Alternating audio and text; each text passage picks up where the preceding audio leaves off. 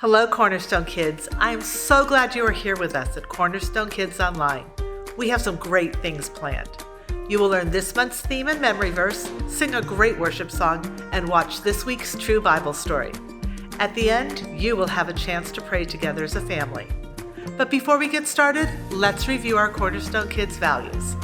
Number 1, love God. We are created to pursue an authentic relationship with our Creator. Number 2, love people. We exist every day to demonstrate God's love to a broken world. And number 3, love life. We experience life to the fullest as we walk in our God-given identity.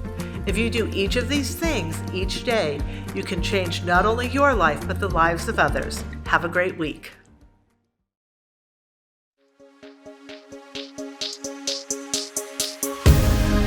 You're my calm in the chaos, my peace in the war. You speak light into darkness. You tell me I'm yours. Only you, Jesus, are in control. You are my every heartbeat, every breath that I breathe. You're all I need. You're all I need. You speak life, sing your love over me. You're all I need. You're all I need. Caught up in your captivating, never failing love. You are my every heartbeat, every breath that I breathe. You're all I need. You're all I need. The love of a father, the strength of a king, the blood of a savior. You're my everything. You are my every heartbeat, every breath that I breathe. You're all I need. You're all I need. You speak life, sing your love over me. You're all I need. You're all I need.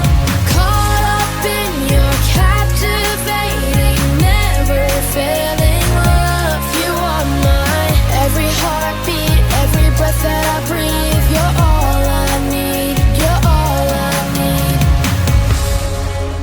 Only you, Jesus, are in control. Take my brokenness and make me whole. Only you, Jesus, are in control. Take my brokenness and make me whole. You are my every heartbeat, every breath that I breathe. You're all I need. You're all I need. You speak life, sing your love over me. You're all I need. You're all I need. Caught up in your captivating, never failing love. You are my every heartbeat, every breath that I breathe. You're all I need. You're all I need.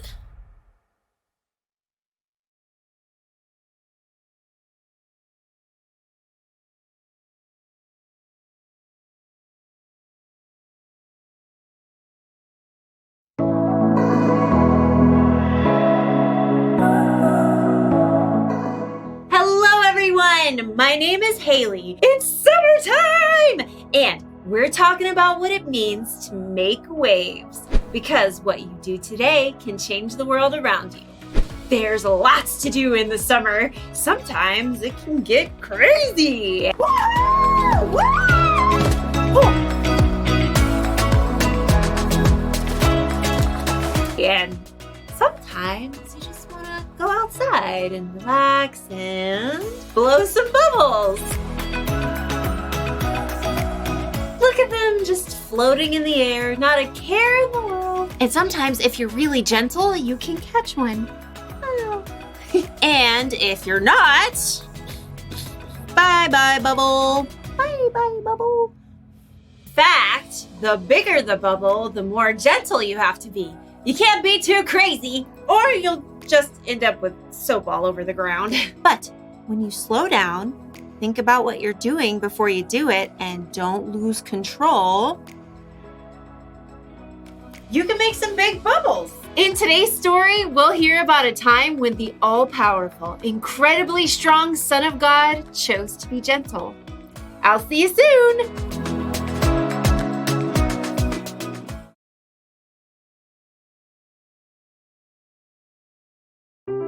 The Bible.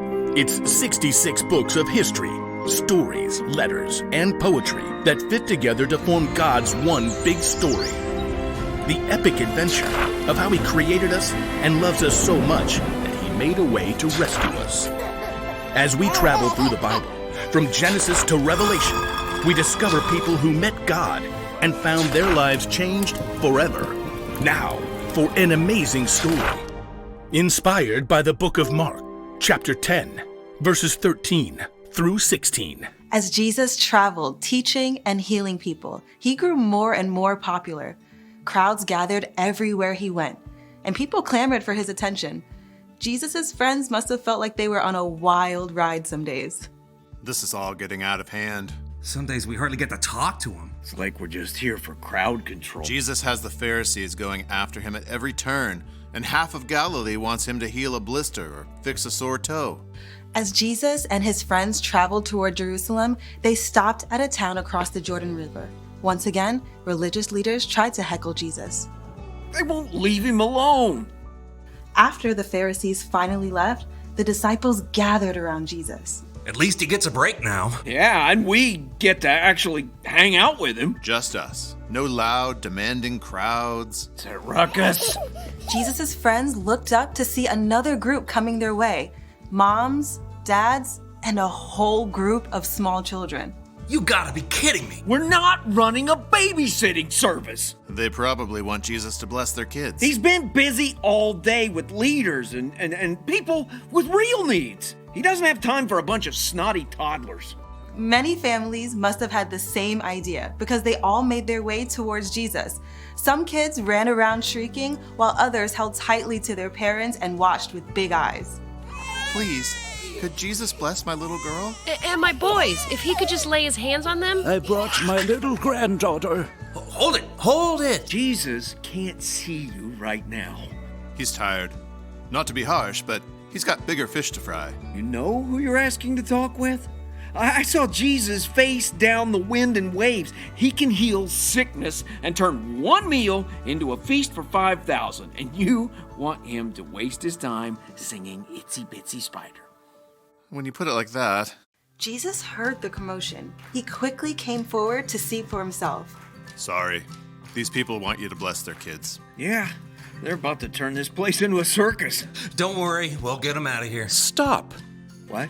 Let the little children come to me. For reals? Don't keep them. God's kingdom belongs to people like them. Okay. Change of plan. Go ahead and bring your kiddos. Line up. Let's keep this orderly. There was something about Jesus that made every single child feel safe. They crowded around Him, laughing and talking and asking all of their questions at once. Jesus, I hurted my finger. See my boat?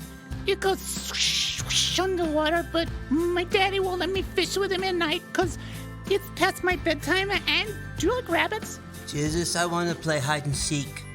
Children were considered the least important people of all at this time, but Jesus stopped everything to welcome them with His arms open wide. He cradled wide-eyed babies.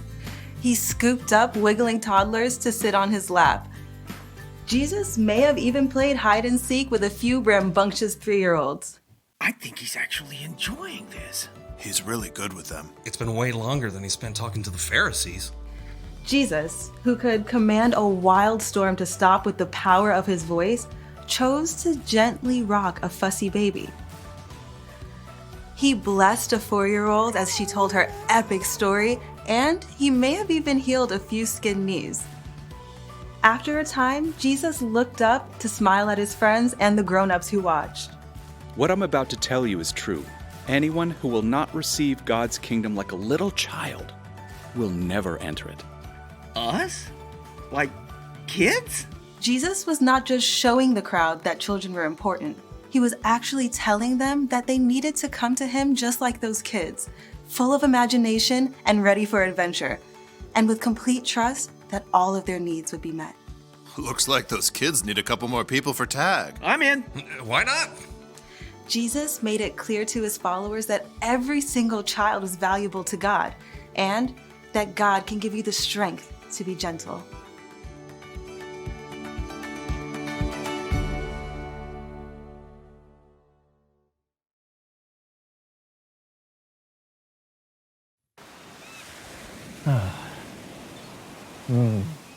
Nice calming waves. Oh, breathe easy, John.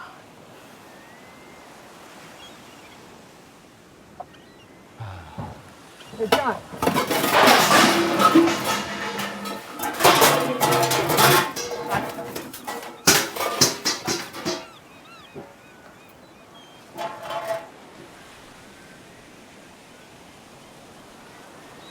I'm making soup. I'm in. All right. Can you grab a pot? Yeah.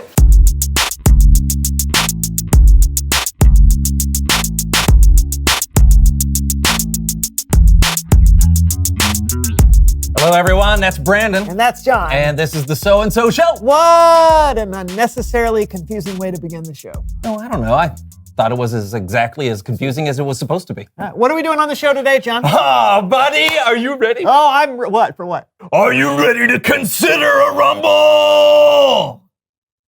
Yeah, okay. Yeah, because we've got a guest today that's gonna knock your socks so far off. They're gonna travel around the world and end up on your hands. That's right, your socks are gonna become gloves now. Oh, that's quite a guest. It is. Today, we've got a wrestler on the show. He's the Great Lakes International Heavyweight Champion. He's the current reigning Duke of Dubuque. But maybe more important than all that, today he's someone who knows stuff! Yeah!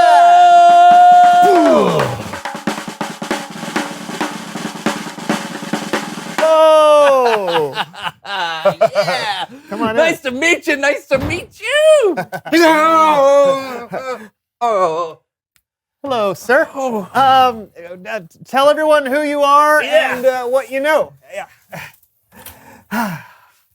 Whoa. My name is Hayden the Vaporizer, and I'm a professional wrestler. Oh, cool. How'd you get that name? My mom had an uncle named Hayden, and she named me after him. No, I mean the vaporizer part. Because I vaporize my opponents! Oh, right. Mr. The Vaporizer, it is a tremendous honor to have you here, and I have so many questions that I want to ask you. So first of all, your finishing move is called the Mars Rover. Now, why is that? Because I send people to outer space and leave them there! Oh, of course. That makes total sense. Okay, question number 2. Of all your opponents, who do you think is your number one nemesis? It would have to be the heartthrob, Zack Slater. Ooh. He gets on my last nerve. Okay. Stay there, chicken. Third question. What do you like to do when you're not wrestling? Floral arrangement. Oh, yeah, I knew it. I knew you'd be floral arrangement. Oh, yeah. Ever since I read Eileen Johnson's breakthrough book, The Art of Floral Arranging, I've been a floral arrangement maniac. You'll forgive us, Hayden, if we're a little surprised. It just doesn't seem like dealing with flowers is a good match for a guy like you. Is it because I'm big? Yeah. Strong? Is it because I crush the opposition into the very vapor I breathe for power? Well, yeah, all of those things. You know, I spend all day throwing people around in the squared circle. I have to be strong. Mm-hmm. So when I'm on my own time, I like to be gentle. Gentle? You, Hayden the Vaporizer, the guy that threw Teddy Rich off at the top of the cage. Yeah, pal. I spend a lot more time thinking about flowers than I do wrestling. In fact, hold on here for a second. Okay. Did you shake his hand? I know. It hurt. Oh, wow. Oh, wow. Check it out, brother. Asiatic lilies, yellow snapdragons, hot pink carnations, and purple statice tastefully arranged in an artesian vase. I call this Tuscan sunset. Smell it, fellas! Oh, good stuff, huh? Oh, that's great. It makes me feel calm just smelling it. Yeah. Nothing spruces up a place like fresh flowers. Yeah. Can we keep this? No! Okay. I'm sending this to Max Von Mean. Oh. I'm taking him on next weekend. And you know, you gotta do something nice for someone before you bludgeon them beyond all recognition. And Max, if you're watching this now, I'll see you this Sunday at the Sportatorium, and you will be vaporized. Oh yeah, that's a fresh bouquet. All right. Wow, Hayden, thank you so much for joining us today. I'm glad we got to see the you on the inside. Yeah. Glad I could show it off. Yeah. You know, I think strong people can be gentle. I think strong people should be the most gentle. I believe we have a greater responsibility to do so. Oh. Wow. Cool, Mr. the Vaporizer. Deep thoughts from a strong man. You got that right! Oh! Okay. Thank you.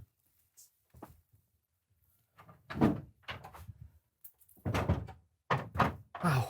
That did not go the way I thought it would go. I know. I'm glad it didn't. I Yeah. mean, what would we have learned if he was just what we expected him to be? I don't know. He could have taught us how to talk like a wrestler. Well, anyone can do that. Can you? Yeah, of course. It's Bible story time with Kellen! Wow. Can I get some water?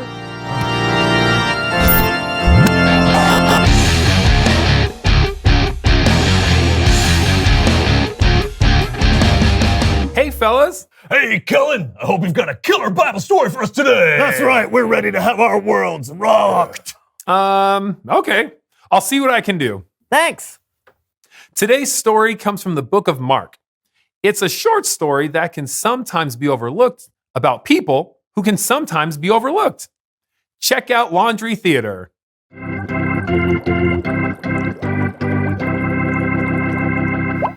As Jesus traveled around teaching and healing, he became more and more popular.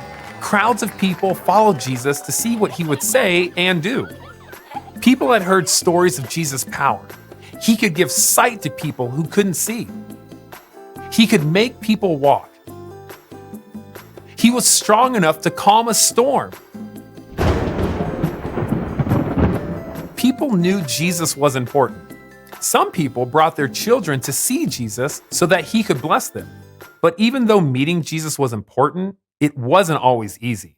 On one occasion, when parents were bringing their children to see Jesus, they were stopped in their tracks by the disciples. The disciples thought Jesus was too busy.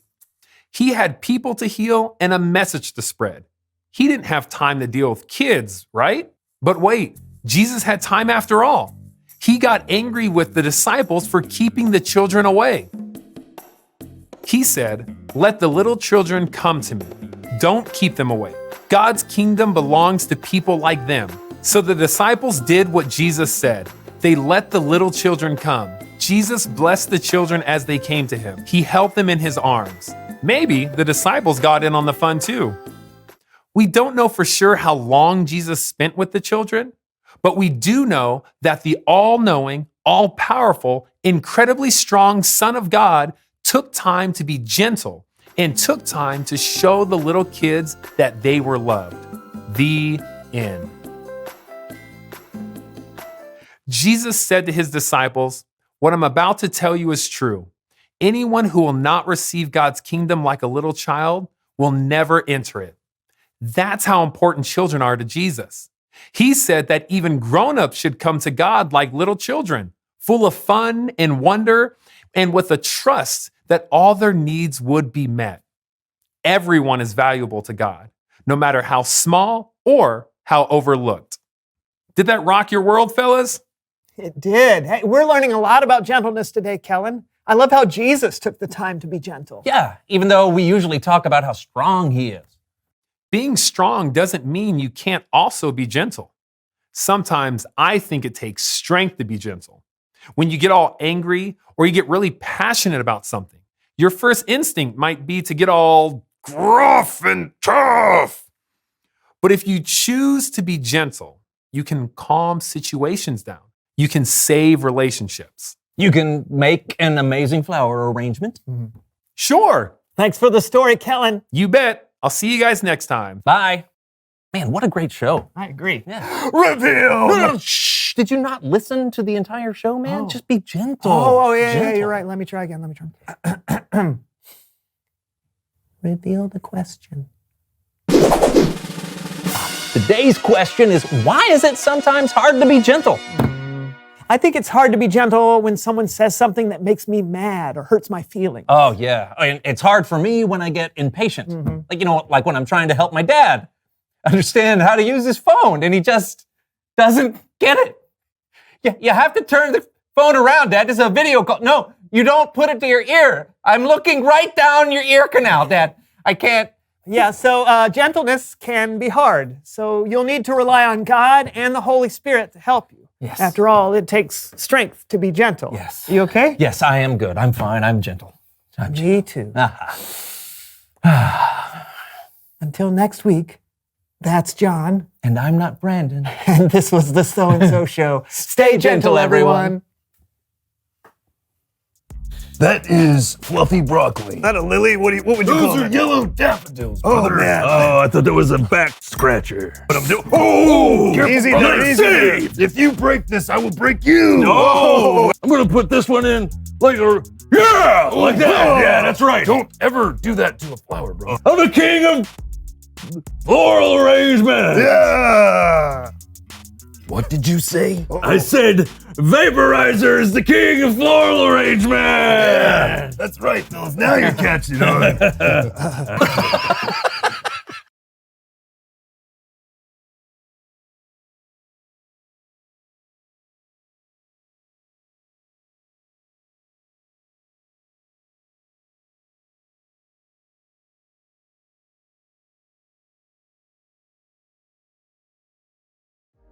I think we can all agree that Jesus is strong, right?